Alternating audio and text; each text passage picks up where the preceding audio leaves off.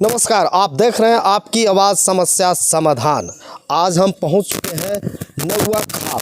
आप देख रहे होंगे चंद्रगुप्त कोल खनन परियोजना जो खुलने वाली है, वो नौवा खाप भी उसके अंतर्गत में आती है। और आज हम पहुंच गए हैं नौवा खाप। आप देख सकते हैं यहाँ पर एक मंदिर है।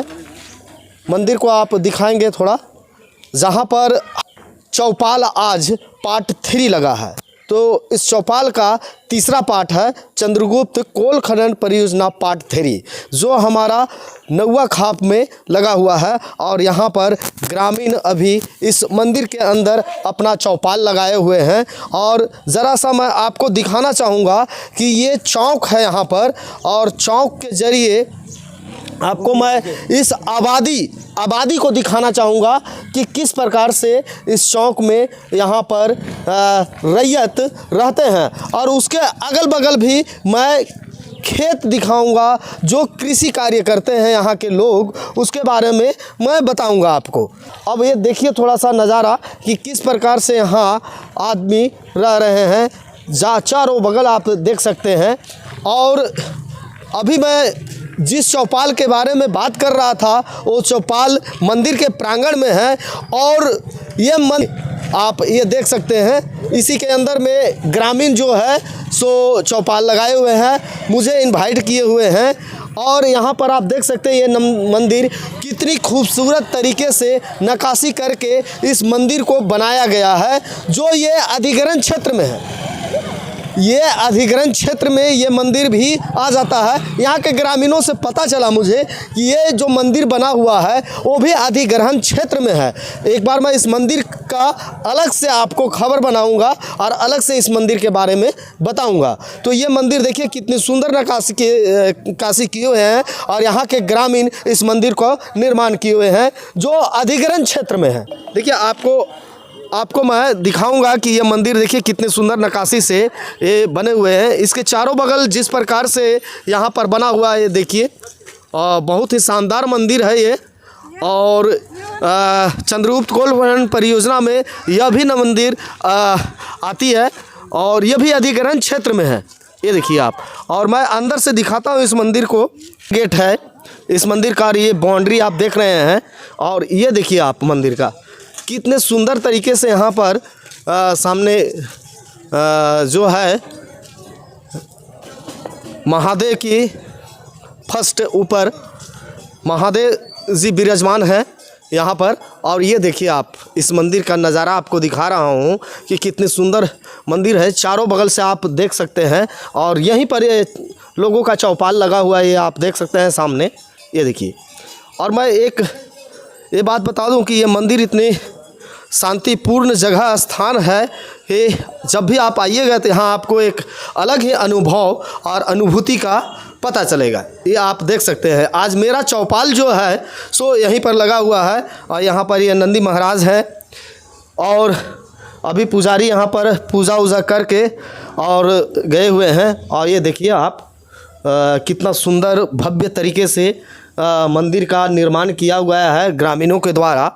और अभी तक मैंने ऐसी मंदिर इस आसपास में नहीं देखी है, लेकिन ये बहुत ही सुंदर नक्काशी करके इस मंदिर को बनाया गया है। और हम पहुंचेंगे, और सामने आप देख रहे हैं बजरंगबली का एक छोटा सा मंदिर बना हुआ है यहाँ पर। और इसी के सामने हम यहाँ पर चौपाल ग्रामीणों के द्वारा लगाए हुए हैं, जिसका पार्ट 3 है। और यहाँ पर चंद्रगुप्त के बारे में आपको जो अधिग्रहण किया गया है, तीसरी बार हम आपको चौपाल में लेकर आए हैं। और कई ग्रामीण भी इस में अपनी बात को दबाकर कि क्या उन्हें चाहिए क्या नहीं चाहिए, इन्हें अता पता नहीं रहता है, जिसका फ़ायदा सीसीएल उठाना चाहती है कि ये अपनी बातों को रख पाएँ और अधिक सक्षम अधिकारी और इससे संबंधित अधिकारी इनकी बातों को सुने और उन बातों को सुनकर इनकी मांगों को पूरा करें। कुछ महिलाएं भी यहाँ पर चौपाल में पहली बार शामिल हुई हैं, यहाँ पर आप देख सकते हैं। तो मैं अब इस चौपाल में आपको कई और जानकारियाँ देंगे।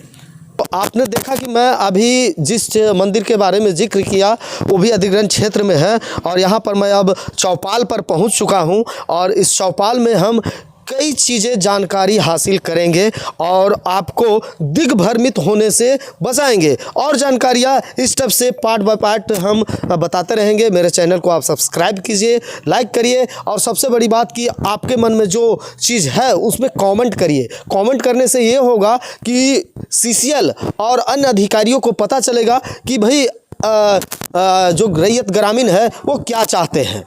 तो आप लोग कमेंट करना जरूर करें और लाइक करें ज़रूर। तो आज हम इस चौपाल में ये जानेंगे कि आखिर जैसे कि 2012 और 13 के नियमों के बारे में बताएं, तो आज हम ये चौपाल में कुछ और चीज़ जानेंगे कि 2012 और 13 के नियमों के आधार पर पुनर्वास नीति क्या होती है, पुनर्वास क्या होता है, फिर अधिग्रहण क्या होता है। इस प्रकार से यहाँ पर हम जानेंगे कुछ और बातें। जैसे कि आप देख रहे हैं मेरे चारों बगल यहाँ के रैयत ग्रामीण जो हैं सो बैठे हुए हैं, और नीचे ही प्रांगण में हम लोग अपना चौपाल लगाए हुए हैं। तो इस चौपाल में हम आज जानेंगे कि पुनर्वास नीति क्या होती है, इसमें किस प्रकार से रैयतों को लाभ मिलेगा। ठीक है, फिर विस्थापन के बारे में हम अगले वीडियो में बताएंगे। आज हम सिर्फ पुनर्वास नीति के बारे में, जिसमें डिफाइन करेंगे कि पुनर्वास नीति में इस प्रकार से रैयतों को लाभ मिलेगा, इस प्रकार से उनको मिलना चाहिए। तो आप ये बता सकते हैं आपका नाम क्या हुआ? मेरा नाम गुप्तेश्वर प्रसाद हुआ, और गांव हुआ नौवा खाप, और विस्थापन की ओर कगार में हूँ। इसलिए 13 एक्ट के अनुसार हम मांग मैंने कोर्ट तक पहुंचा हूं, और कोर्ट तक जो फैसला आएगी उसका इंतज़ार में हूं। उससे पहले आपको सीसीएल क्या कह रही है? वो तो पहले तो कह रही थी कि 13 एक्ट है ही नहीं। अच्छा, 13 एक्ट का जिक्र मैंने हम लोग को पड़ोसी में है ही नहीं। अच्छा। वो 12 वाला देना चाह रहा था। हम लोग बोले कि संविधान में जो 13 एक्ट है वो 13 एक्ट लेंगे, और 13 एक्ट का पूरा विस्तार रूप से आप हमको दीजिए। पुनर्वास मैंने कहाँ बसाइएगा, क्या कैसा ज़मीन दीजिएगा, और मैंने क्या मुआवजा दीजिएगा, पेड़ का, क्या कुआं का, क्या घर का, वो सब दीजिए। अब नीति अपना लाइए, अपना पेपर में दीजिए, तब हम लोग देने के लिए इच्छुक होंगे, और जो पसंद होगा तब देंगे, और नहीं तो अन्यथा नहीं देंगे। चलिए ठीक है। जैसे कि अभी हमारे सामने एक मित्र बैठे हुए हैं, आपका नाम क्या हुआ सर? मेरा नाम टेक नारायण महतो है, और मैं इस गांव के वार्ड प्रतिनिधि हूं। अच्छा। सीसीएल के बैठक में कई बार जब बुलाया जाता है तो वार्ड प्रतिनिधि के रूप में जाते हैं, और इसमें हम आवाज़ उठाते हैं कि जब तक 13 का जो भी पुनर्वास नीति है उसके बारे में पूरा सीसीएल पर क्लियर करे तब खदान खोले। अच्छा। तो कई मीटिंग में जाते हैं तो यहाँ से जो केस किए हैं उन लोग बोलते हैं कि हायरिंग हो गया है। जब हम लोग बैठक में जाते हैं तो वहाँ के जो सीसीएल के पदाधिकारी हैं, चेयरमैन हैं और जीएम साहब हैं, उन लोग बोलते हैं कि अभी तक कोई हायरिंग नहीं हुआ है। मेरा वकील 24 घंटा कोर्ट में घूमते रहता है। अच्छा, अभी तक कोई हायरिंग नहीं हुआ है। क्या सर, आपसे मैं पूछता हूँ, ये अभी महोदय जो है ये इन्होंने ये बताया कि कोर्ट में हायरिंग अभी तक नहीं हुआ है, और आप पिछले वीडियो में बताया कि नहीं केस का हायरिंग हो गया है, उसका मेरे पास प्रूफ है। देखिए, बात ऐसी है, कानूनी प्रक्रिया अलग होती है और कहानी का प्रक्रिया अलग होता है।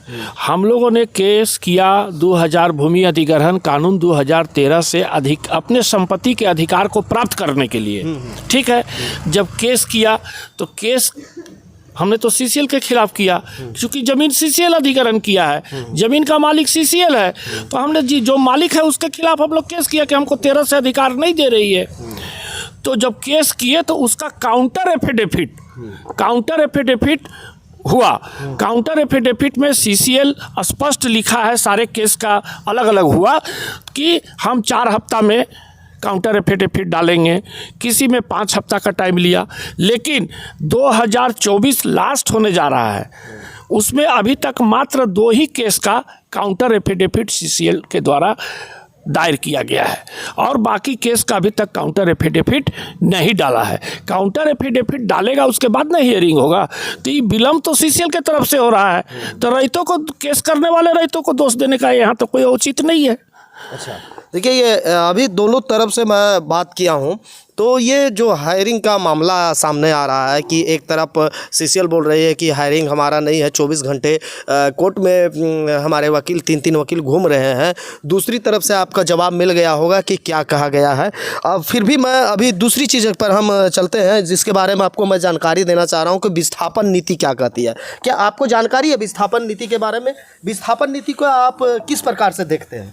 विस्थापन नीति अभी जो भी है उसका रेट बहुत कम है। 12 का रेट अभी जो सीसीएल दे रही है बहुत ही कम है, और 13 का भी रेट जो डीसी मैडम के द्वारा जो लेटर हम लोग के वार्ड प्रतिनिधि को मिला है उसमें भी बहुत कम है। नौवा खाप का रेट 25 लाख रुपया प्रति एकड़ दिया है। अच्छा, 2013 का रेट जो हम लोग को डीसी मैडम का साइन है, जो भी चिट्ठी मिला हुआ है हम लोग अभी कहीं रखे हुए तो है, अभी तो नहीं लाए हैं, तो 25 लाख रुपये प्रति एकड़ है। और सीसीएल का कहना है कि जो डीसी कोर्ट में निर्णय देगी वो हम लोग मानने के लिए तैयार हैं, लेकिन अभी तक हायरिंग नहीं हुआ है तो इसका आगे अभी हम लोग कुछ नहीं कर सकते। हम वो सवाल नहीं किए, चलिए आप अच्छा चीज़ बताएं वो भी बोल के।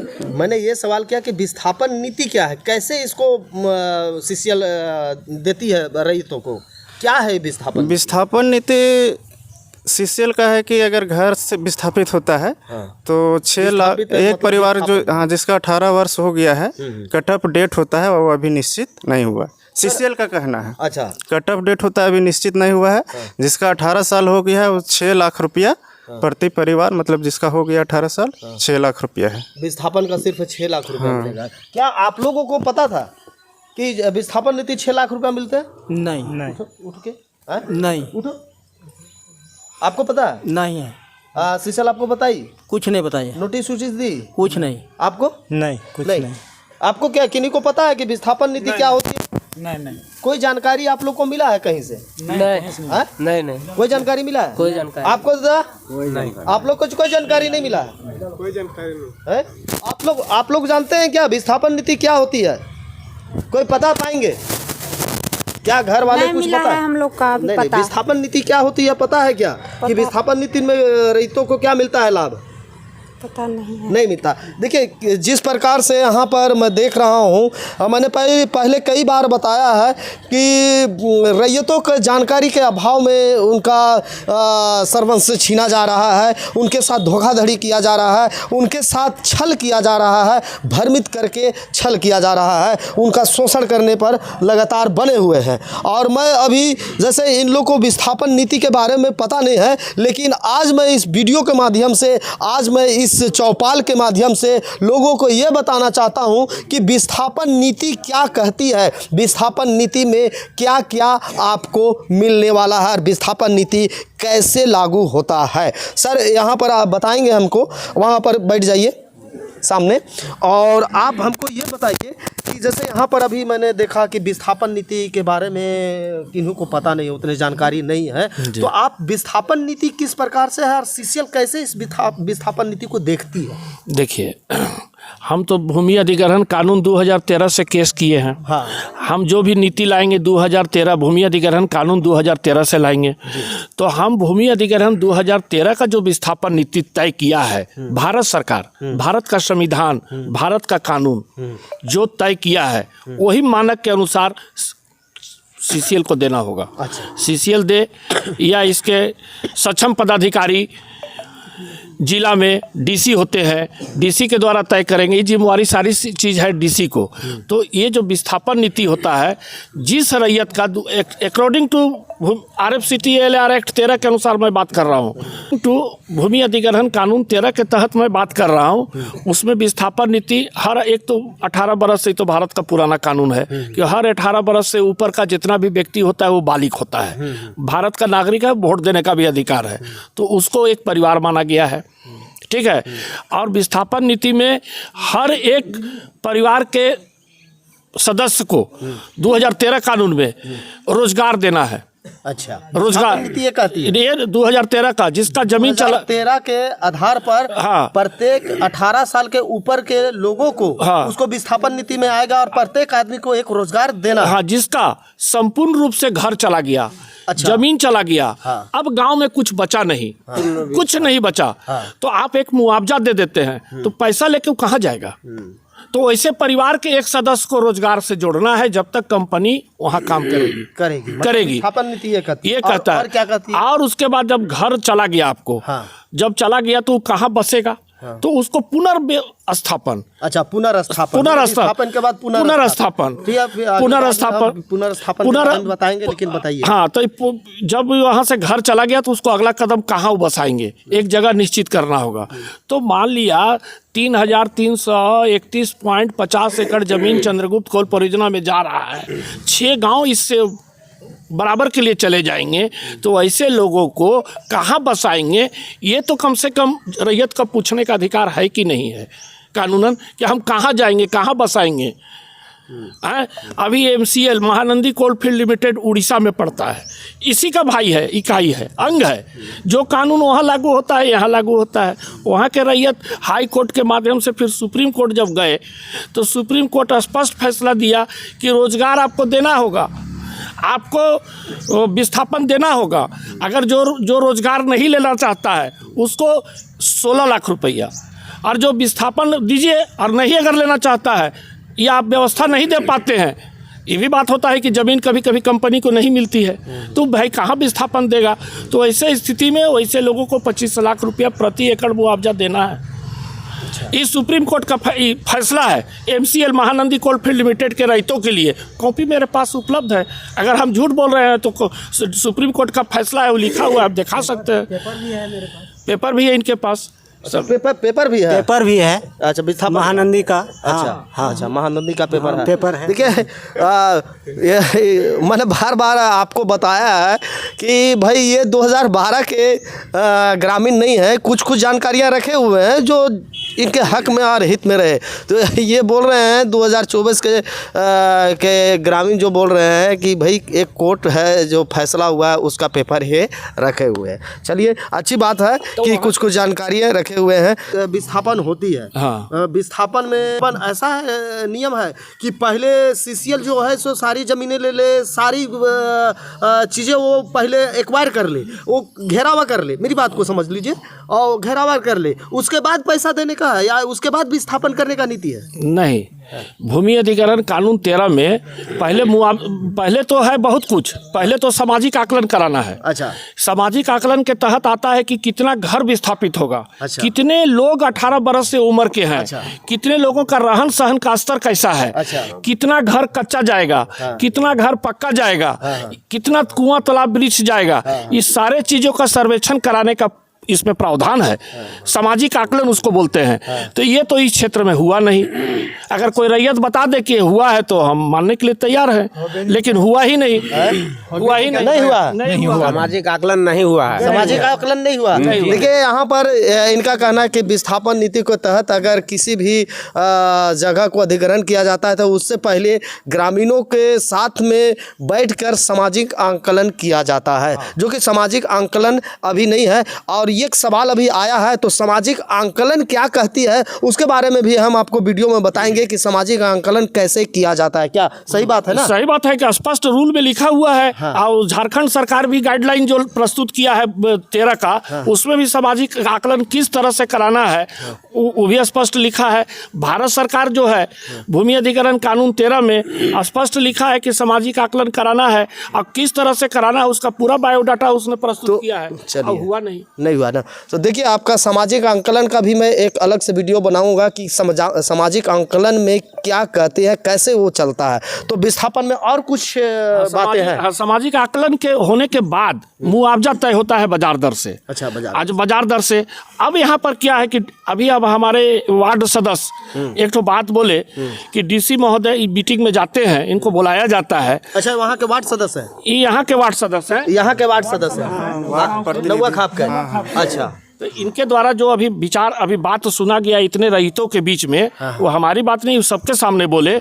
जो मीटिंग में इनको जानकारी प्राप्त होता है कि अब DC मैडम जो रेट तय कर देगी हम देंगे, ठीक है। लेकिन डीसी मैडम एक जिला का रेट तय कर सकती है। एक जिला, हजारीबाग जिला का एक उपायुक्त होता है, ठीक है। चतरा जिला का एक उपायुक्त अलग होता है। लेकिन यहाँ जो चंद्रगुप्त कोल परियोजना में जो अधिग्रहण हुआ है, ये 2 जिला का हुआ है। इसमें चतरा और हजारीबाग भी है। अच्छा। और चतरा हजारीबाग दोनों मिलाकर के 3,331.50 एकड़ जमीन है। अच्छा।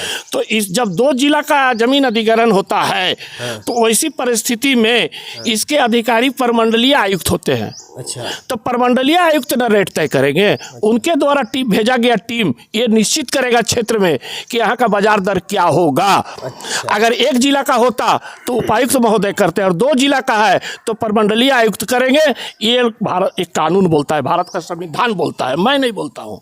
देखिए, भारत के संविधान के अनुसार अभी ने R.S. पांडे जी ने जिस प्रकार से बताया कि सामाजिक आंकलन और विस्थापन किस प्रकार से दिया जाता है, विस्थापन कब मिलेगा, कैसे मिलेगा, उसके बारे में भी आपको जानकारी मिल गया होगा।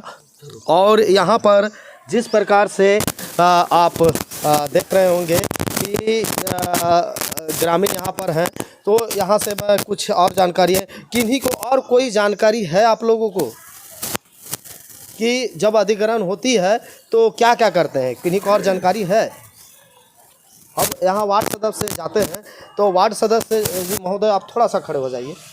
आप ये जानकारी हमको दीजिए कि जैसे आप मीटिंग में जाते हैं, तो मीटिंग में जाने के बाद आपके बातों और उनके साहब को बातों और विचारों से आप तो मंथन जरूर करते होंगे, तो आपको क्या क्या जानकारी है कि जैसे अधिग्रहण के बाद क्या होना चाहिए, लोगों को भलाई के लिए क्या कदम कभी कुछ उठाए हैं? हम तो हमेशा गांव के भलाई के लिए बोलते हैं कि जब तक 2013 एक्ट जो है उसका उचित मुआवजा जब तक निर्धारण नहीं होता है तब तक आप माइंस नहीं खोल सकते हैं। वो तो हमेशा हमको बोलते हैं कि नहीं से अभी तक केस के बारे में गांव के लोग बोलते हैं हेयरिंग हो गया, जो केस किए हैं हेयरिंग हो गया है, और वो बोलता है हेयरिंग नहीं हुआ है। चेयरमैन का मीटिंग था, वहाँ हम बोले हैं। अच्छा, चेयरमैन हाँ, रांची में। हाँ, रांची में। हाँ। देखिए, रांची में चेयरमैन सबका मीटिंग था, वहाँ पर बोलेंगे और उनको जवाब क्या मिला आप सुन चुके होंगे।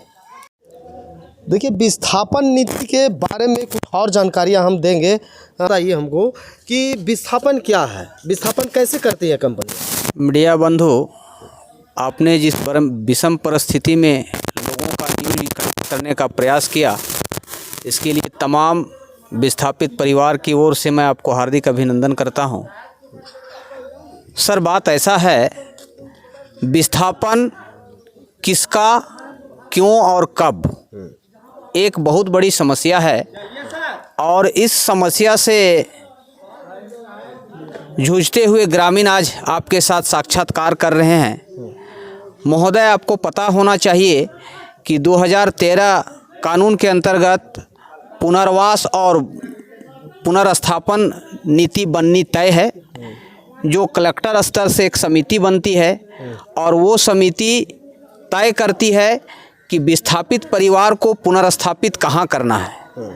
मैं जानना चाहता हूँ प्रबंधन महोदय से या वरीय लोग जो बैठे हुए हैं कि उन्होंने भूमि पर पुनर्वास और पुनर्स्थापन का जो समिति बना है उसने अभी तक क्या कार्य किया है।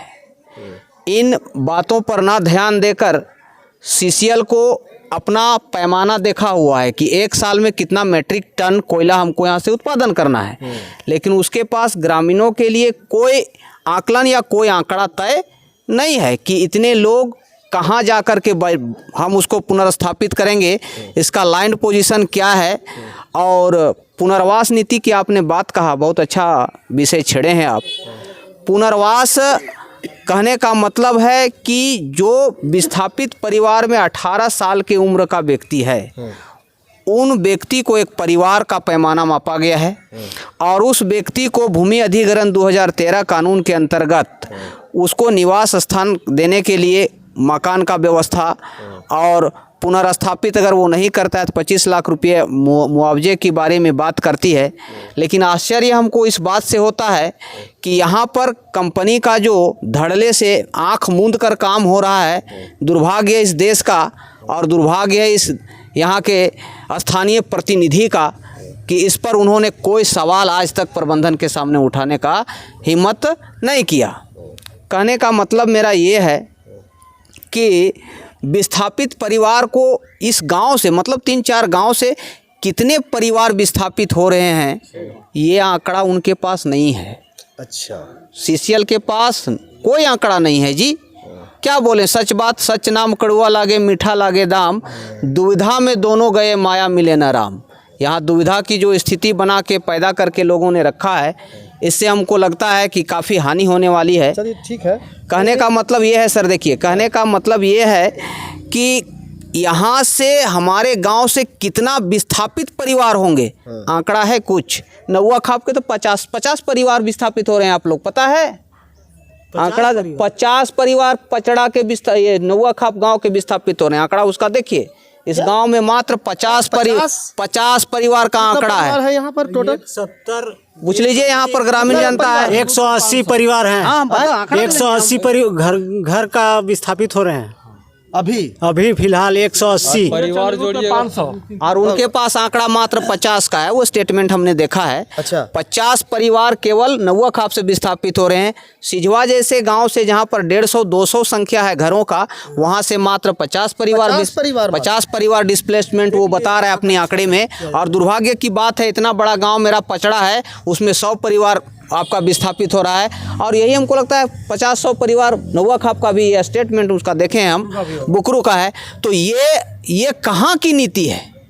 मतलब आप देख रहे हैं कि किस प्रकार से फर्जीवाड़ा किया जा रहा है। इनके कहे अनुसार कि भाई जहां पर ग्रामीणों की संख्या 500 से पार हो और वहां पर 50 विस्थापित हो रहा है, 150 विस्थापित हो रहा है, और इस प्रकार से भ्रम में फैलाकर और लोगों से के साथ में खिलवाड़ किया जा रहा है, ग्रामीणों को शोषण किया जा रहा है। सर, पुनर्स्थापन के लिए सबसे पहला स्टेज होता था असेसमेंट, सोशल असेसमेंट उसको कहते हैं, सामाजिक इम्पैक्ट का प्रभाव। अच्छा। आकलन, वो कार्य अभी तक यहाँ हुआ ही नहीं।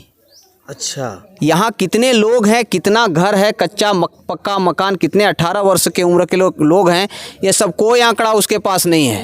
अच्छा, एक मतलब कहने का मतलब है, अभी जिस प्रकार से जनता लोग डिमांड कर रहे हैं, जनता अपने हक अधिकार पर लड़ रहे हैं, तो सीसीएल का तो डिफिनेशन ही बदल गया है। पहले सीसीएल का डिफिनेशन था सेंट्रल कोल फील्ड लिमिटेड, लेकिन 2013 मांगने के बाद उसका परिभाषा ही बदल गया है, C4 चुप्पे चाप। चुपचाप लूटपाट। अच्छा, CCL ने तो चुपचाप लूटपाट का धंधा यहाँ अपनाया है। और हम समझते हैं जिस प्रकार से ग्रामीणों ने उच्च न्यायालय में अपना भागीदारी दर्ज कराया है, काफ़ी मुश्किल होगा प्रबंधन को। अगर इसको गहराई से नहीं ले तो फिर जो है न्याय का मंदिर में जो डिसीजन होगा सर्वमान्य है, उसको तो हमको भी मानना है, प्रबंधन को भी मानना है। देखिए, अधिग्रहण सीसीएल पहले करेगी, उसके बाद विस्थापित करेगी, या विस्थापित करके बाद में अधिग्रहण करेगी, ये क्या मामला? देखिए, विस्थापन का जहाँ तक आपने सवाल उठाया, तो हम ग्रामीण क्षेत्र से बिलोंग करते हैं, हमारा मिट्टी से लगाव है। मिट्टी का कीमत पहले वो दे, और मिट्टी का कीमत तात्पर्य है कि भूमि के साथ साथ 2013 में एक मुश्त प्रति कर की बात 26 सेक्शन करता है।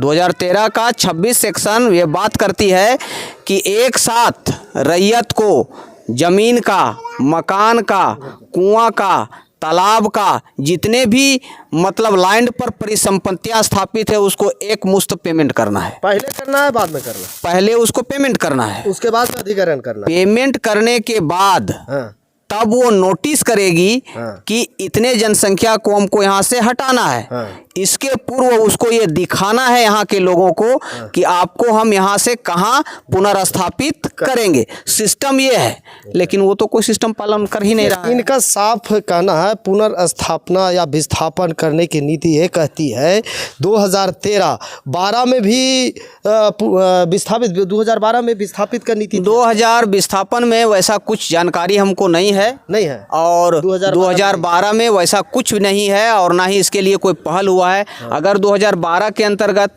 विस्थापन नीति होता, पुनर्स्थापन नीति होता, तो सामने आम्रपाली चल रहा है, वहाँ के परिवार को कहाँ पुनर्स्थापित करके घर बना करके सीसीएल दिया है, एको प्रमाण दिए तब न मानेंगे हम। देखिए 2012 के नीति के तहत इनके द्वारा कहा जाए कि विस्थापन का नीति नहीं था। 2013 के अनुसार विस्थापन की नीति है, जहां पर इन्होंने साफ किया है कि 2013 में पहले लोगों का कितना घर है, किस प्रकार से संरचनाएं हैं, उसकी जानकारी लेने के बाद उन्हें पुनर्स्थापन पहले किया जाएगा। उसके बाद इनके ज़मीनों को अधिग्रहण किया जाएगा और हटाया जाएगा। तो इस प्रकार से विस्थापन की नीति कहती है 2013। एक हमारे सामने और महोदय हैं, नहीं, अच्छा, तो आप समझ गए होंगे 2013 विस्थापन की नीति क्या कहती है। फिर अगले चौपाल में आपको मैं सीसीएल या अधिग्रहण किए गए ज़मीनों के बारे में चौथे चौपाल में आपको और कुछ जानकारी दूंगा। तब तक के लिए नमस्कार, जय हिंद, जय भारत। आप मेरे चैनल को ज़रूर सब्सक्राइब करें, ज़रूर आप मेरे वीडियो को फॉरवर्ड करें, लाइक करें, कमेंट करें। ये आपके हित के लिए मैं वीडियो बना रहा हूं और आपके लिए इन्फॉर्मेशन इकट्ठा कर रहा हूं, तो ज़रूर मेरे चैनल को सपोर्ट करें। धन्यवाद।